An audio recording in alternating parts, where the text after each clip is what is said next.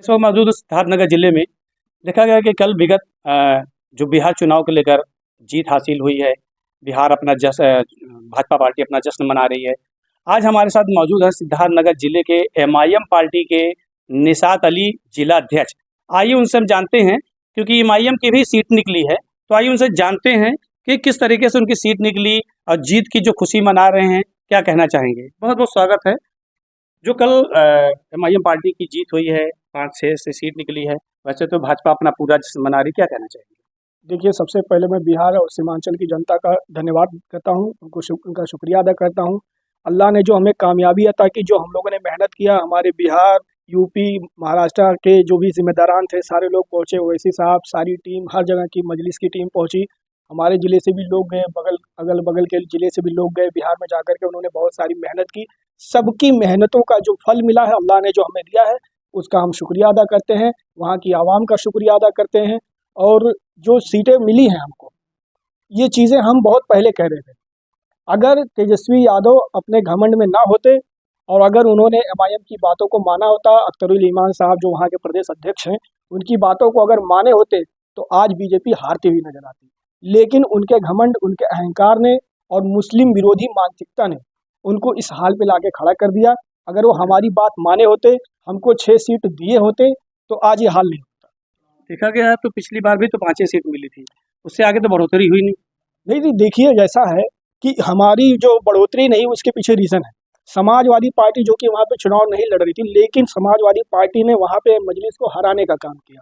यहाँ पे जहाँ जहाँ मजलिस चुनाव लड़ी, वहीं वहीं समाजवादी पार्टी के मतलब जो अफजाल अंसारी हैं, इकरा हसन हैं और जो भी जिम्मेदार थे, वो सारे लोग जा करके उसी पार्टियों पे, उसी सीटों पे जा करके जो मजलिस के खिलाफ उन लोगों ने कैंपेनिंग की।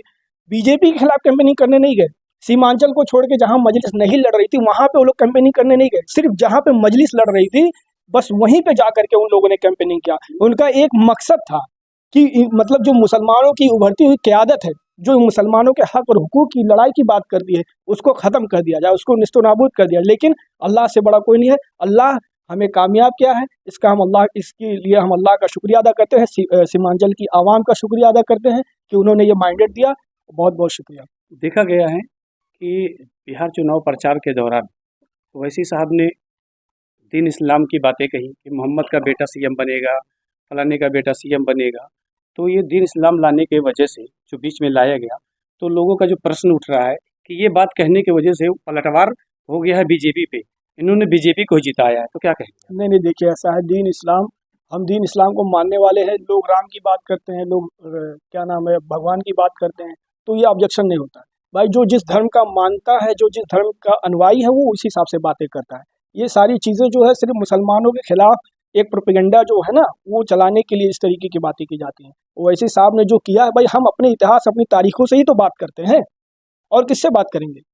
अभी कोई जो है, बहुत सारे लोग होते हैं, मोदी जी होते हैं तो वो रामायण की बात करते हैं, योगी जी होते हैं रामायण की बात करते हैं। नहीं, उन्होंने ये भी तो कहा है कि मोहम्मद का बेटा सीएम थोड़ी ना बनेगा। भाई राम का बेटा अगर बन रहा है तो मोहम्मद का बेटा क्यों नहीं बनेगा। मोहम्मद एज ए इस्लाम नहीं, मोहम्मद एक पर्सन है, आप समझिए, वो एक नाम ले रहे हैं, ये गलत बात है।